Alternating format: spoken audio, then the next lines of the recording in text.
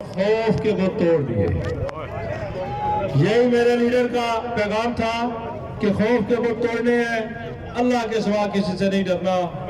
اللہ تعالیٰ کے سوا کسی کے سامنے سر نہیں جھکانا، اور یہ جو باہر ہمارے پولیس کے جوان کھڑے ہیں ان سے بھی بالکل نہیں ڈرنا، یہ ہمارے بھائی ہیں اور ہماری حفاظت کے لیے آئے ہیں، ہمارا کوئی جھگڑا نہیں ہے ہمارے پولیس کے بھائیوں سے، یہ ذہن میں رکھنا ہے۔ وہ بھی قانون کے دائرے میں رہ کے کام کریں گے، انشاءاللہ ہم بھی قانون کے دائرے میں رہ کے بات کریں گے۔ بالکل یہ ذہن میں بٹھا دیں کسی کے کہ اگر کوئی خوف ہے یا ڈر ہے تو اس کو نکال دیں، یہ آپ کی حفاظت کے لیے آئے ہیں، یہ ہمارے بھائی ہیں، اس لیے بالکل ذہن سے یہ خوف نکال دیں کوئی۔ اب میں آپ سے بات کروں گا، سب سے پہلے اس یو سی کے ہمارے جو ہیڈ ہیں ملک عثمان صاحب اور چودھری جاوید اختر صاحب، ان کا شکریہ ادا کروں گا، باقی سب کا نام اس لیے نہیں لوں گا کہ بڑی لمبی فہرست ہے اور پورا آئٹم میرا اپنا ہے۔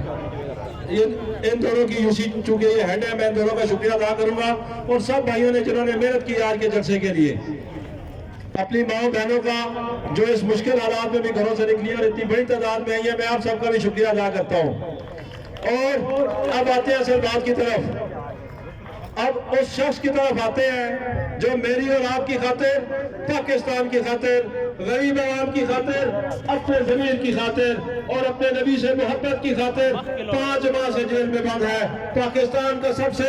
آزاد ترین شخص، وہ شخص جس نے امریکہ کے آگے ہمت نہیں ہاری، جس نے اسرائیل کو ماننے سے انکار کر دیا، جس نے امریکہ کو بولا ایبسولوٹلی ناٹ، تم میرے پاکستان میں اڈے لے کر میرے پاکستانیوں پہ یا پاکستان کے ساتھ افغانستان پہ بمباری نہیں کر سکتے۔ جس کو اقتدار ملا تو اس نے سب سے پہلے غریب کے لیے لنگر خانے کھولے،